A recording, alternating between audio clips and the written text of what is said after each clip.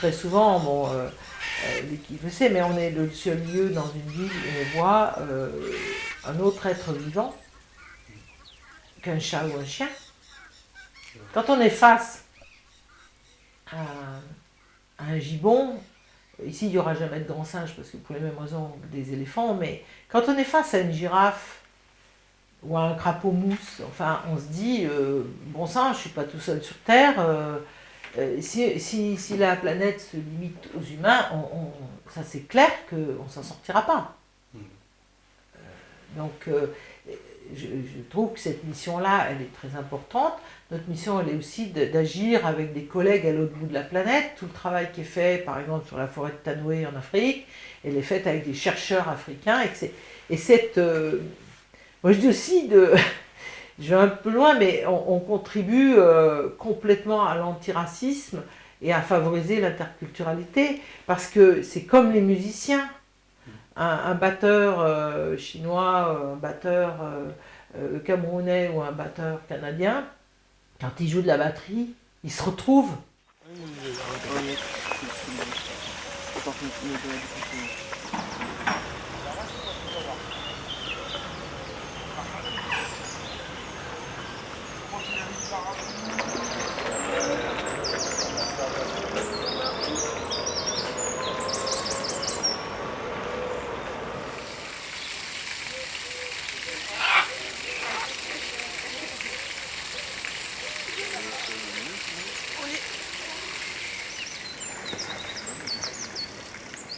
Alors du point de vue du zoo, dans le cœur de ville, hein, c'est essentiellement des zoos municipaux qui sont en centre-ville. On est une dizaine ou une vingtaine en France, entre 10 et 20.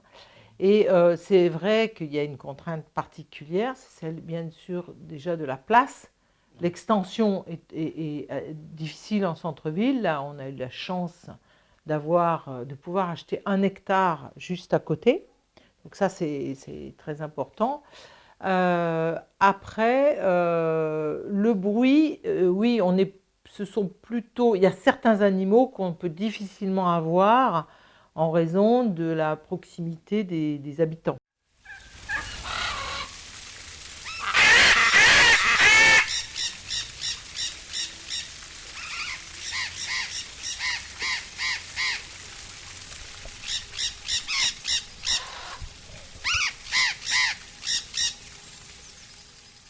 Maintenant, l'intérêt immense d'un zoo dans une ville, c'est tout le travail que l'on fait avec les scolaires, avec les étudiants. Bon, vous en êtes la preuve. On a un rôle fondamental aujourd'hui de sensibilisation à l'environnement, et cette proximité des écoles, des lycées, des universités, et même des adultes, parce que je pense qu'on n'a plus guère le temps de sensibiliser les maternelles, il faut aussi qu'on sensibilise les adultes aujourd'hui.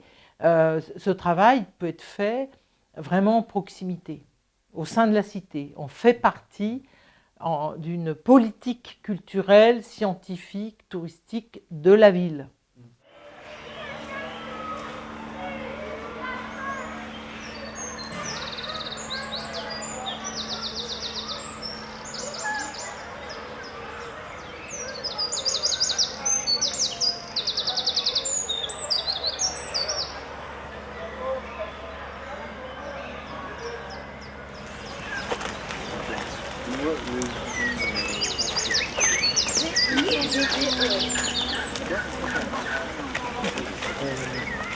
Moi, je reviens à la motivation du centre-ville. Je trouve que la dimension de l'éducation, la dimension pédagogique, elle est importante parce qu'on est en ville et qu'on a une mission politique. C'est politique, pour moi, au sens large et au sens noble du terme.